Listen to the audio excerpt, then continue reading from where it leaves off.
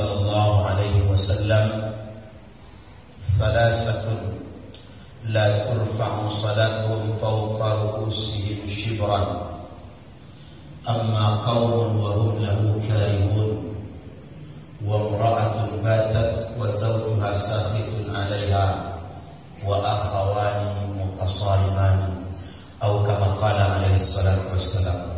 Dan nikmat bisa datang ke masjid subuh itu nikmat yang sangat besar, dan hanya orang-orang pilihan saja yang Allah pilih. Bukan yang paling kuat fisiknya, bukan yang paling dekat rumahnya dari masjid, tapi yang Allah berikan kekuatan di hatinya untuk datang ke masjid di waktu subuh, itu nikmat yang besar. Sampai Nabi sabdakan dalam sebuah hadis, "Lau ta'lamu ma fihi ma la atauhuma walau habwan." Andaikan kalian tahu rahasia yang terkandung pada 2 rakaat salat subuh berjamaah itu, engkau pasti akan datang meskipun merangkak. Ini kalau manusia mengertinya, fahamnya betapa besar fadilah pada 2 rakaat salat subuh itu, ditagah punya baik dia. Tidak sanggupnya jalan, merangkak punya tetap baik lagi. Bahkan salat yang dalam Al-Quran secara tegas Allah sebutkan disaksikan malaikat salat subuh. Aqimus salata lidulukish syamsi ila ghasaqil lail. Dirikanlah salat pada waktu tenggelamnya matahari maghrib, kemudian ila ghasaqil laili, ketika telah sempurna gelapnya malam, isya, wa Qur'an al-fajr, dan salat subuh. Salat subuh itu dalam Quran tidak disebut subuh, disebutnya Qur'an al-fajr. Dalam tafsir jalan lain itu dikatakan kenapa salat subuh itu tidak dinamakan salat subuh, bahkan dinamakan Qur'an al-fajr. Kalau diterjemahkan secara harfiah letterlek, itu artinya membaca Al-Quran di waktu fajar. Tapi semua ulama tahu yang dimaksud itu adalah salat subuh, karena salat subuh itu sunnahnya ayatnya panjang. Macam Ustaz kita tadi kan, imam kita baca ayat panjang. Awak tahu ayatnya? Maghrib dipanjang-panjangnya ya, subuh disingkir-singkirnya karena tergaja apa yang motong. Masih kurang tidak motong kan? Kalau kami di Pulau Punjau rata-rata kan motong. Subuh itu pilih ayat pendek. Padahal subuh itu sunnah ayatnya panjang. Umar bin Khattab radhiyallahu anhu ketika menjadi khalifah itu kan Nabi, Abu Bakar, Umar, Utsman, Ali itu seluruhnya sama. Ini khalifah, pemimpin sekaligus imam dalam salat. Jadi idealnya pemimpin itu memang imam salat. Di luar dia menjadi pemimpin umat, menata pemerintahan dan segala macam. Di masjid dia menjadi pemimpin salat. Itu idealnya. Maka ada ulama seperti Imam Asyuyuti, beliau mengkritik hadis yang banyak diperselisihkan ulama yang mengatakan sinfani ala ummati idza salahat salahatil ummah wa idza fasadat fasadatil ummah, al ulama wal umara. Kan sering berangkat ada 2 kelompok dari umat itu, kata Nabi, kalau baik 2 kelompok ini baiklah umatnya, kalau rusak 2 kelompok ini rusak umatnya, itu ulama dan umara. Imam Asyuyuti beliau mengkritik itu, beliau mengatakan saya meragukan kesahihan hadis itu. Bahkan Ibnu Asakir memasukkan itu ke dalam kategori hadis dhaif. Kenapa? Karena ulama dan umara usulnya tidak berpisah gitu. Kalau gini kan dipisahkan berpisah. Pemimpin ulama. Sehingga kalau ada ulama bicara politik, ada bicara harus dan komunis politik, langsung begitu kan? Itu faham sekularisme yang masuk ke masyarakat awam, sehingga menganggap agama terpisah dengan kekuasaan. Padahal Nabi itu ulama dia, pemimpin dia, iyalah. Abu Bakar itu pemimpin dia, ulama dia. Maka Imam Tabari ditanya oleh muridnya, "Ma huwal amir?" Siapa itu amir? Siapa itu pemimpin? Kata Imam Tabari, "Al-amir amirul ulama. Amir itu pemimpin itu ulama. Sebaliknya ketika ditanya ma huwal ulama, apa itu ulama? Al ulama ul amir. Ulama itu amir. Jadi kalau Imam At-Tabari ditanya, pemimpin itu ya ulama. Ulama itu ya pemimpin gitu. Tapi hari ini kan tak, saya akan dipisah. Ulama itu ngurus masjid, ngurus pengajian saja. Pemimpin itu ngurus pemerintahan gitu. Bahkan lebih naasnya Pak, Ustaz-ustaz hari ini para mubalik kita itu sungkem kepada para amir. Tunduk. Padahal kalau Islam tidak begitu. Amir itu kalau dia memutuskan suatu perkara, dia datang ke ulama meminta pendapat. Kita tidak akan bahas itu bagi junior. Tekan 4 boleh bahas itu sendiri. Baru baru bacaan kemana arah ceramah Ustaz. Kita akan bahas satu hadis yang tadi yang membacakan di awal, belum mau terjemahkan tadi. Kata Nabi, salah satu, ini hadis sahih diriwayatkan dari istri Nabi bernama Ummu Habibah. Salah satu, ada 3 kelompok kata Nabi, la turfa'u salatuhum fawqa ru'usihim shibran. 3 kelompok ini tidak akan diangkat salatnya kepada Allah walaupun hanya sejengkal saja di atas kepalanya. Para ulama hadis menafsirkan hadis itu, makna tidak diangkat salatnya itu, salatnya tertolak. Jadi nyolah panik-panik salat itu, tapi salat itu tidak diangkat sampai ke Allah, walaupun hanya sejengkal, walau kana shibran, walaupun sejengkal di atas kepalanya. Artinya jangan sampai menembus langit, jangan sampai kepada Allah, sejengkal pun di atas kepalanya salat itu tak naik. Dengan kata lain salatnya tertolak. 3 kelompok. Hati-hati yo. Jangan-jangan kamu masuk salah satu kelompok dan 3. Kalau masuk salah satu kelompok dan 3, karena tidak itu di hadis Nabi yang mengatakan sayati ala ummati zamanun yusalluna wa la yusallun. Akan datang kepada umatku suatu zaman di mana mereka senang salat, tapi dalam pandangan Allah mereka tidak dianggap salat. Kan ikut Pak. Nyolah panik salat, kiranya dalam pandangan Allah salatnya tidak dinilai. Kalau bahasa awaknya minyak abi sambat tak lama. Siapa Ustaz? Yang pertama kata Nabi, amma qaumun wa hum lahu karihun. Orang yang mengimami suatu kaum dan kaum yang diimaminya itu membencinya. Sederhananya imam yang dibenci makmum.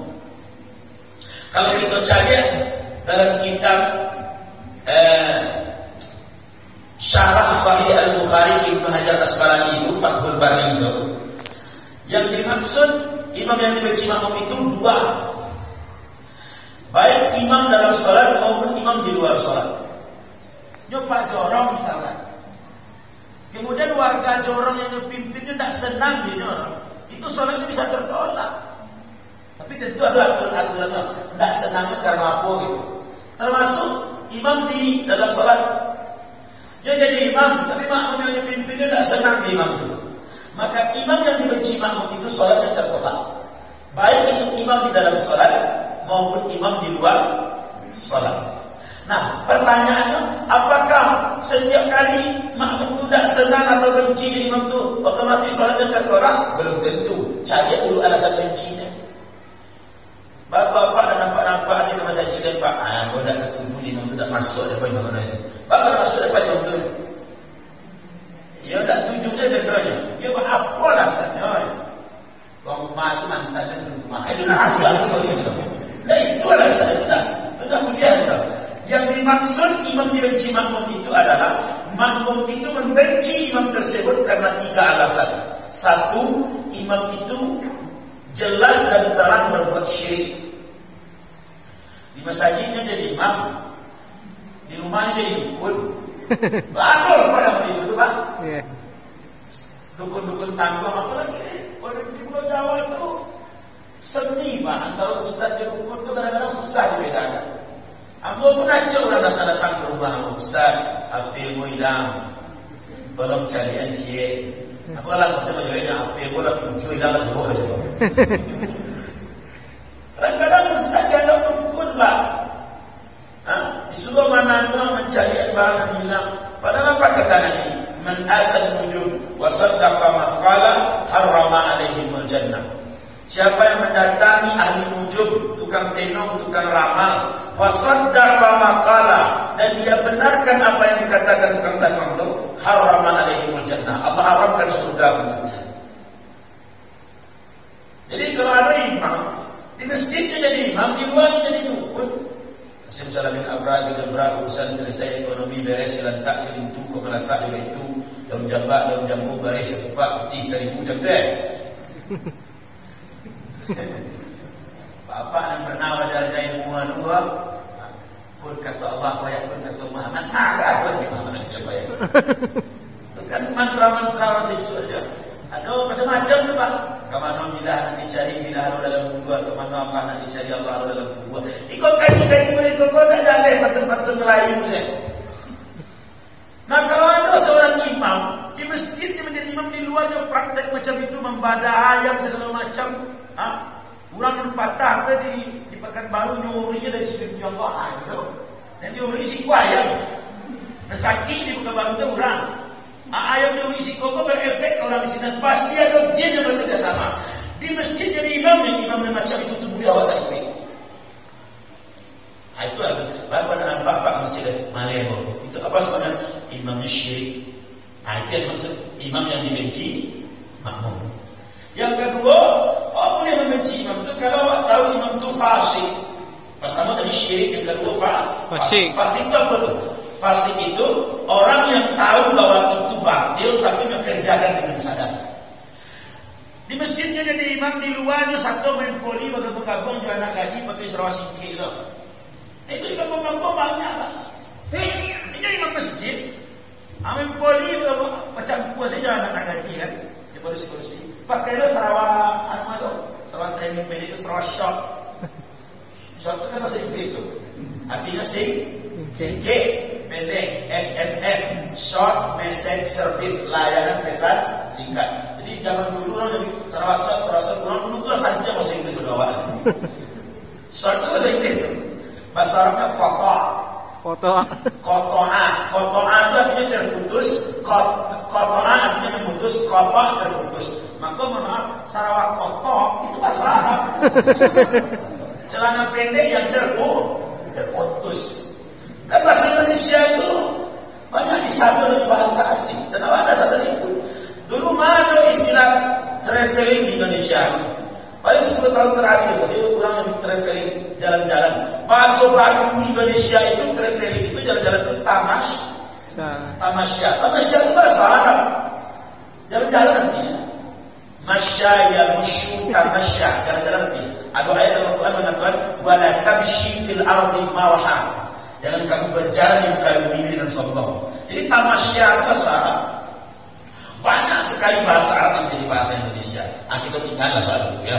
Banyak soal imam tadi. Jadi kalau itu fasik, di surau jadi imam, dikadai Rajo Domino gitu misalnya. Satu lo juga kan balat tinggalai. Pandailah yang balat agam balat isi segala macam. Maka punya benci imam itu dari istrinya.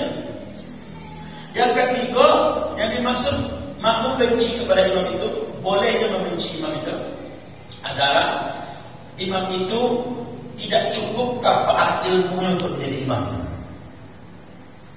Bacanya serak-serak. Ambo di mana-mana tarawih maupun ngisi ceramah selalu ambo jadi imam. Karena ambo bermasalah jo baca imam, kecuali masjid takwa. Tak boleh puji Ustaz. Ya, kalau masjid takwa Ustaz tadi masa imam tarawih. Karena dalam Islam itu ada aturan. Kalau imam itu yang satu imam ratib, yang satu imam dadakan. Macam apa di situ imam apa namanya? Dadakan. Nah, jadi malam tadi itu apa? Imam dadakan di satu Pak. Ada imam ratib itu imam tetap yang ditahan di satu masjid. Macam Ustaz itu imam ratib. Kalau antara imam ratib dengan imam dadakan itu sama kualitasnya, maka afdal imam ratib. Apalagi kalau tidak sama rawatibnya kurang, maka imam yang datang ini boleh maju dengan catatan izin dari imam rawatib. Begitu soalnya tak apa dia menyelonongnya bagi imam. Buya Rizal Ghazahar Ketua MUI Sumatera Barat itu pernah marah ke seorang jemaah di masjid beliau di Bukit Tinggi itu, Surau Buya Rizal. Jadi kan beliau di masjid beliau itu beliau salat sunat 2 rakaat sebelum maghrib karena memang hadisnya sahih. Di situ ada. Baik, alhamdulillah. Sallu raka'ataini min qabl al-maghrib liman yasha' wa la tattakhizuha sunnatan. Salatlah engkau 2 rakaat sebelum maghrib bagi yang mau, tapi jangan memaksakan dan merutinkannya. Maknanya apa? Kalau ingin baik-baik, kalau tidak. Abu Ya'la beliau di masjid beliau itu terbiasa salat sunat 2 rakaat sebelum maghrib. Jadi begitu selesai azan, beliau salat sunat dulu di rumah beliau, baru setelah itu datang ke masjid.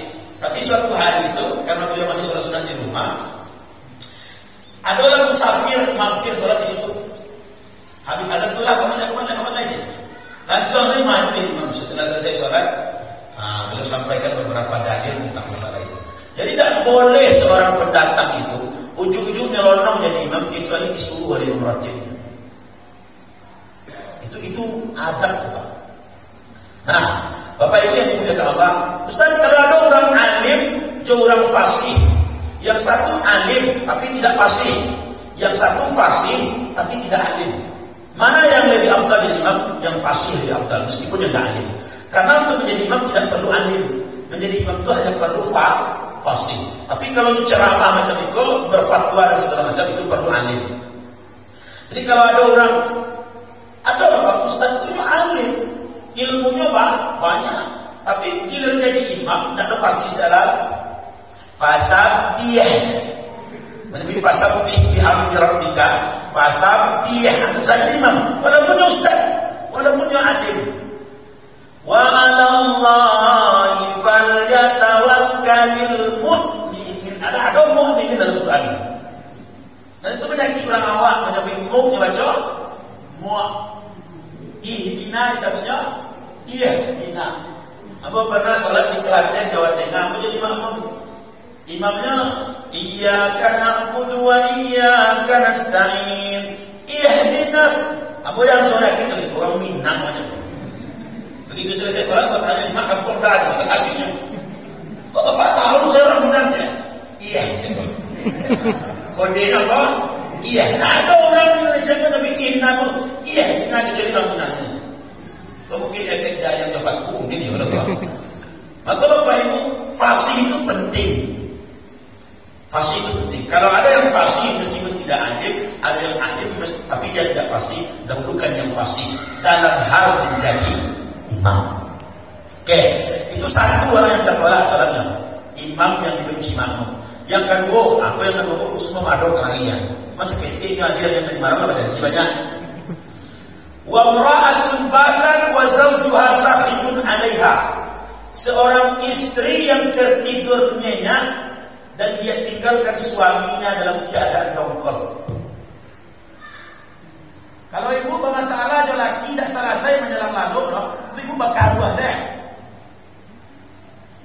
Tak demikian perasaan laki itu jangan. Maka sebanyak apapun salah anda tak diterima. Jadi wanita terbaik itu bagaimana? Sebelum tidur dia tanya ke lakinya, dah, ambolah kan dua. Kira-kira aku dan para dua bukan kok lagi. Nah, aku langsung lalu dia pun. Tanya kali, andai kan suami ibu itu murkanya. Awak sudah urusan dia yang lalu. Mana amat ni orang dapat karu apa? Kan banyak macam dia. Tentu je bini kau memang lalu dulu. Jadi Pak, itu pentingnya istri jaga pemahaman agama. Dan penafsiran hadis itu oleh para ulama hadis ada dua.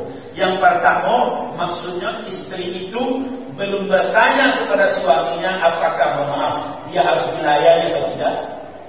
Kalau dia lalu jalan sok. Makanya wanita terutama yang berkarir lah seminar kian kamari lo kakarya seperti itu tabarangkit orang kedua ketika baru tiba di rumah campan tas buka sepatu mampu langsung ketika kedua laki dah urus dia hati-hati. Yang malam itu tahajud haba'an mansura seperti debu yang berterbangan dengan nilai. Maka mulai dari kemarin tangan dari itu. Ikut serius, Dah malangan tua, bukan tak boleh lalu dia lalu, tapi minta keridhaan suami. Kira-kira lah boleh lalu. Anu lain. Mengadu, pokoknya lah tunggu sebentar dulu. Betul. Macam mana pentingnya keridhaan suami. Maka Nabi sampaikan dalam hadis dari Imam Ahmad, al-jannatu lil mar'ati fi ridha'i zawjiha. Surganya wanita itu terletak pada ridhonya suami. Kalau suami itu ridho ke ibu dah diproses di akhirat jalan tol masuk dalam surga. Di akhirat suami-suami itu akan disikap satu-satu. Datang suami pertama, Mahmud, suaminya Tarya. Mahmud, ya Allah, apakah dia istrimu? Betul ya Allah. Ridhokah engkau kepadanya? Apa kata Mahmud? Masya Allah ya Allah, bagaimana mungkin aku tak ridha? Istri yang kupinang dengan nama engkau, yang senantiasa mengingatkan aku untuk taat kepada engkau. Kalau mau pulang ke rumah ada rahasia, anak-anak rapi, hidanganlah taidam. Andaikan ada masalah ketika saya berbicara, dia diam mendengarkan dengan baik. Tak pernah dia menyorot ucapan saya ya Allah. Tak ada yang menjawab kecil aku ya Allah. Maka bagaimana mungkin aku tak ridho kepadanya? Jadi engkau ridho. Apa kata Allah? Itu hadis kursi.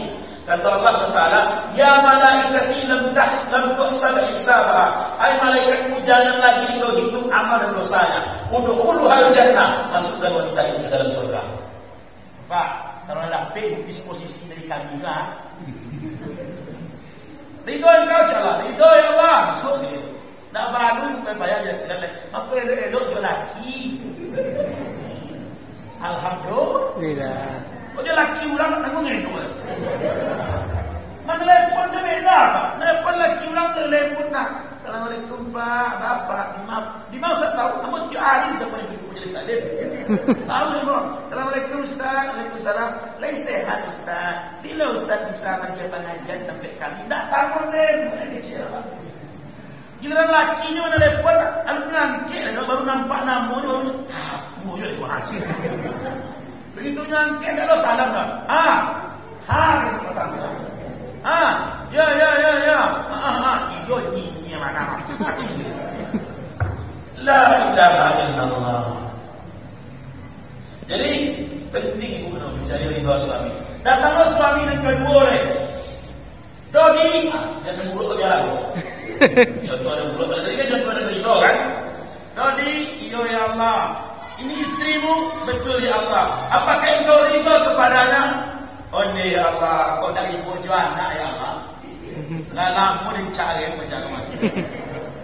Tapi aku memilih bertahan demi menjaga perasaan anak-anak. Bagaimana hatiku akan puas dan tenang serta ridho kepadanya ya Allah. Pulang mau ke rumah berserak, anak mandi, makanan tak ada, sibuk cengengesan di buku HP.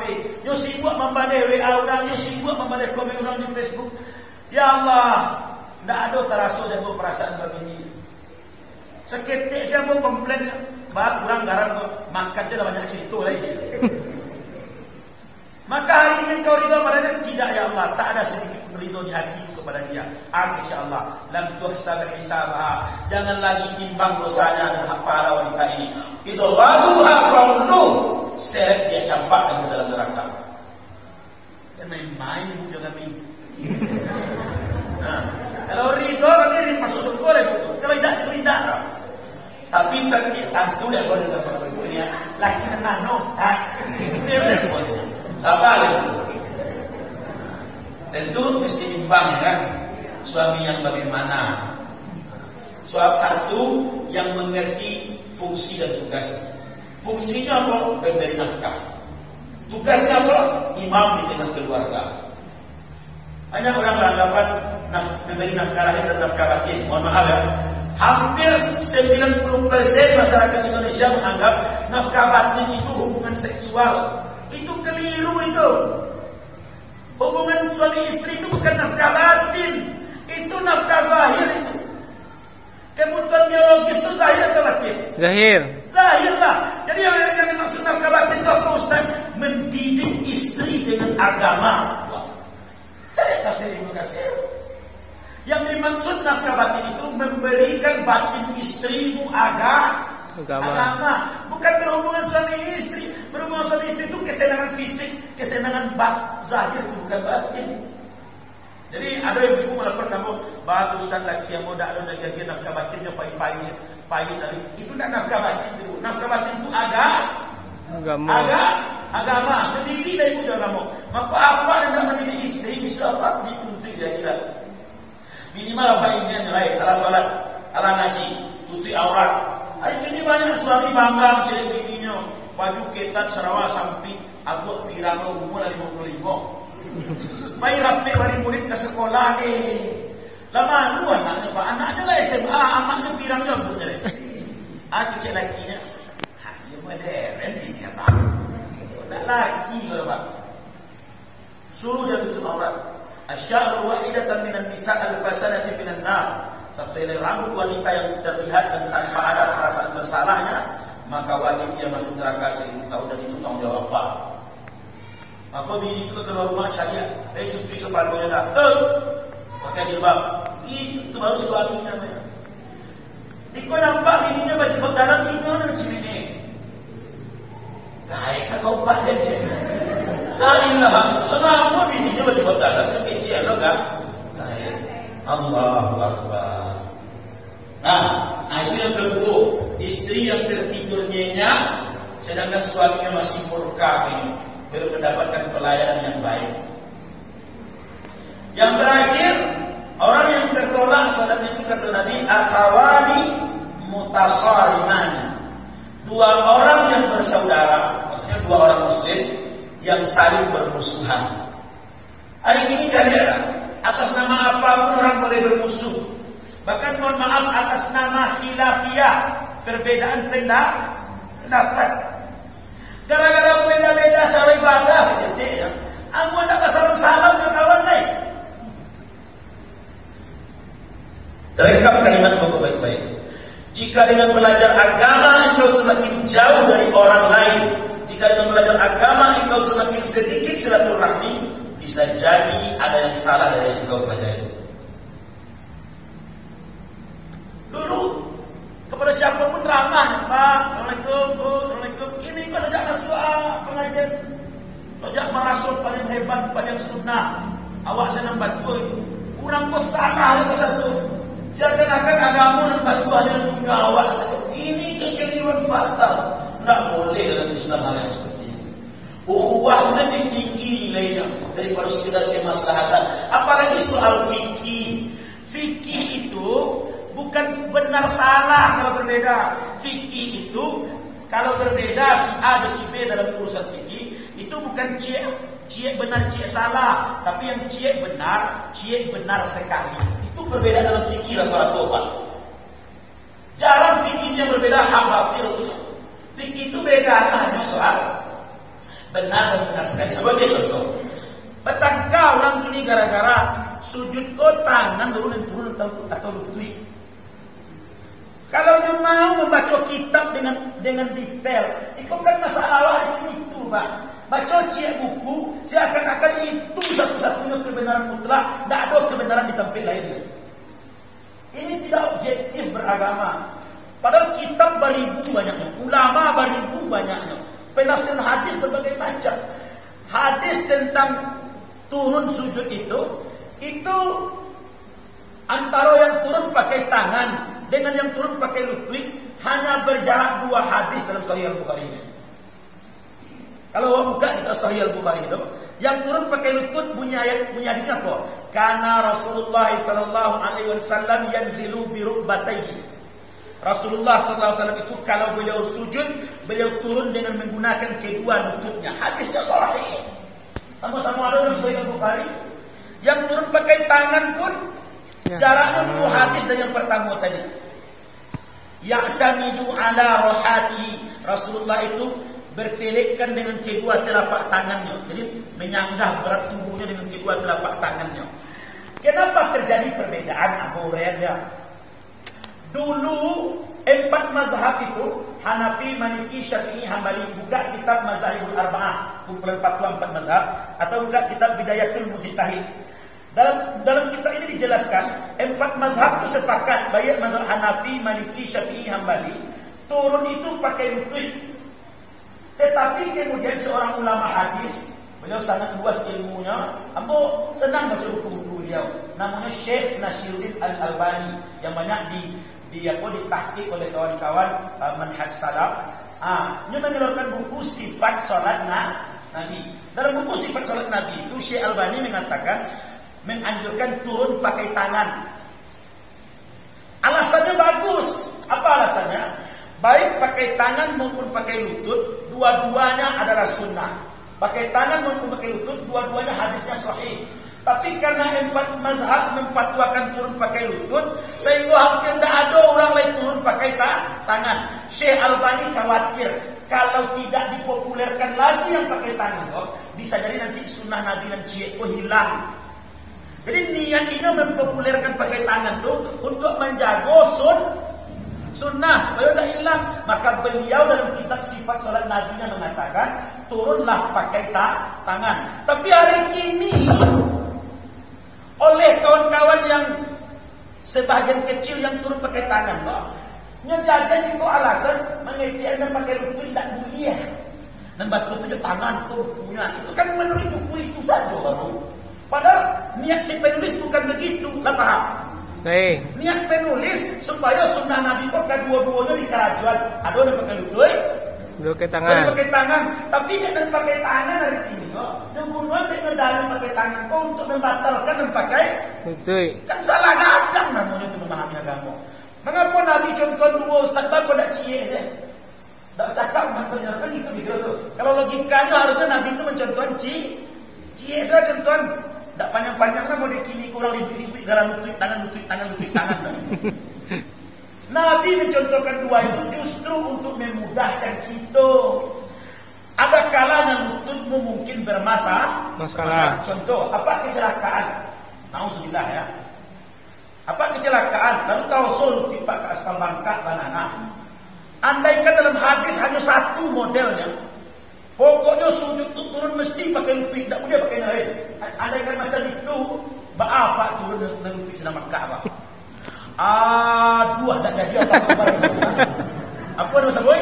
Aduh jadinya. Atau sebaliknya ibu menjadi bawang di dapur, tasailah tangan ibu jari atau telapak tangan membangkak dan infeksi. Andaikan hadis yang tentang sujud itu hanya soal pakai tangan saja, tidak boleh pakai lutut, baik betul. Maka dua perbedaan itu dijadikan oleh Nabi sebagai contoh untuk memudahkan awak, tidak untuk baca kak ada orang ngerti. Kalau telapak tanganmu sakit, turunlah dengan lututmu. Jika lututmu bermasalah, turunlah dengan telapak tanganmu. Macam itu bagaimana? Bukan telapak tangan yang betul, lututnya salah. Lutut yang betul, telapak tangan yang salah. Tidak bisa. Fikih itu perbedaannya bukan soal betul atau salah, tapi soal betul dan betul sekali. Mana dalil yang lebih kuat? Terakhir, nutup Pak. Ambo ingin mengkritisi banyak hari ini kok orang talfik dalam berzakat. Contoh ya, Inyo mengeluarkan zakat fitrah. Bahkan dalam edaran yang dikeluarkan itu boleh melakukan tulisan kritik terhadap nilai zakat yang diterbitkan. Dalam mazhab Syafi'i, Hambali dan Maliki, tiga mazhab mengatakan wajib zakat fitrah itu memakai qutul balad. Apa itu qutul balad? Qut artinya makanan. Balad negeri. Qutul balad makanan pokok di suatu negeri. Di situ apa makanan pokok? Boleh. Oh, dah emang nasi banget kalau kamu lihat orang. Makanan pokok apa? Nasi bahan, dan boleh. Tahu makanan pokok nasi bahan. Maka kalau menurut tiga mazhab Syafi'i, Maliki, Hambali, tiga mazhab itu mengatakan tak boleh zakat pakai uang, zakat fitrah ya, dan zakat mal. Wajib makanan pokok. Kalau di Arab ya gandum, kurma, kismis. Kalau di Siko itu beras. Kalau di Papua bisa jadi umbi-umbian, karena itu makanan pokoknya itu. Nah, kalau mazhab Hanafi mengatakan boleh pakai bahan makanan pokok, boleh pakai nilai atau harganya, berarti pakai uang. Syai'an mutaghayyir anha, sesuatu yang bisa ditukar dengan makanan pokok, termasuk uang di dalamnya. Nah, kini kau memperdebatkan soal awak kabar zakat jobari atau jopiti dong. Yang mau zakat jopiti boleh ya, mazhab Hanafi membolehkannya. Yang ingin zakat jobari boleh ya, tiga mazhab membolehkannya. Yang jadi soal itu loh. Inyo zakat jo piti. Berarti pakai mazhab apa? Hambali. Inyo zakat jo piti, tapi takaran yang nyobunuannya takaran Syafi'i. Itu jadi soal, Pak. Soalnya adalah menurut mazhab Syafi'i dengan menurut mazhab Hanafi, satu sah itu tidak sama loh. Kan zakat fitrah itu mesti satu sah. Satu sah menurut mazhab Syafi'i itu 2,4 kilogram. Digenapkan menjadi 2,5 kilo. Berarti kalau ibu nak zakat jo bare, berarti kan ibu pakai mazhab Syafi'i. Kaluan lah bare 2,5 kilo.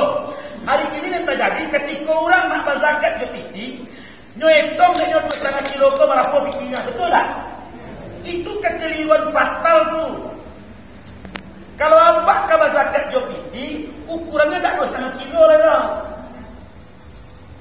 Bapak tak 2,5 kilo karena menurut mazhab Hanafi satu mun itu satu sah itu 4 mun. 4 mun itu 3,8 kilogram. Dengan kata oleh para ulama Syiah misalkan mengatakan sempurnakan 4 kilo. Jadi kalau abang nak zakat jo piti, apa tak bisa mengalihkannya 2,5 kilo dikali harga balik? Tak bisa itu lah. Ngalinya mesti ngali sampai kilo. Berapa sampai kilo? Anda berzakat menggunakan mazhab Kalau mazhab Hanafi yang digunakan, takarannya pun mesti takaran Hanafi. Kok zakatnya jo piti? Berarti kan Hanafi. Tapi takaran yang digunakan 2,5 kilo kali harga balik. Berarti mazhab Syafi'i yang dipakai itu tidak bisa macam itu. Itu namanya talfiq, mencampur adukan dalam satu perkara yang sama. Jadi kalau awak nak mengaduan 2,5 kilo, jawab zakat. Jawab. Kalau awak nak mengaduan piti, berapa pengalinya? 4 kilo. Lah jelek. Jadi dan itu kekeliruan yang sering terjadi. Ikut dah kecil anggoro. Apa boleh buka nama kitabnya? Al-Makail wal Mawazin Asy-Syar'iyyah. Yang punya Google silakan ketik Google dia. Al-Makail wal Mawazin Asy-Syar'iyyah, itu nama kitabnya. Makail takaran, mawazin timbangan, asy-syar'iyyah hukum syariat. Takaran-takaran dan timbangan-timbangan dalam hukum syariat Islam. Ditulis oleh Syekh Ali Jum'ah. Diuraikan dengan detail. Jadi kalau awak nak zakat pakai piti, maka ikutlah takaran mazhab Hanafi.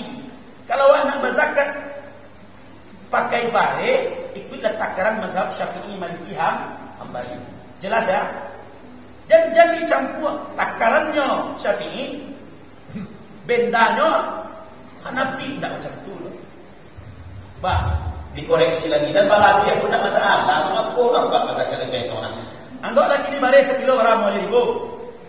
Kalian pay 60.000 sekali setahun tagihan lo yang mana lo? Pakai internet 150 sudah. Tagihan lo yang mana orang? Jangan. Balik kan kalau balik mana kaduan je balik. Cukup 2,5 kilo. Kamu ingin praktis sedikit, keluarkan 4 kilo. Karena anda pakai mazhab Hanafi. Seperti itu. Cukup ya, jam 6. Mudah-mudahan bermanfaat. Semoga Allah merahmati memberkahi kita semua. Amin ya rabbal alamin. Nanti kalau saya buka tanya jawab, nanti yang lain tanya panjang jadinya. Saya baru dapat WA tadi habis sahur. Adik saya tadi malam Pak Anu tuh. Adik Anu masuk rumah sakit dan dioperasi pagi itu. Jadi aku harus segera. Nantilah lain kali insyaallah kita buka kajian. Kita tanya jawab ya Bu. Terima kasih. Subhanakallahumma wa bihamdik, asyhadu an la ilaha illa anta, astaghfiruka wa atubu ilaik. Assalamualaikum warahmatullahi wabarakatuh.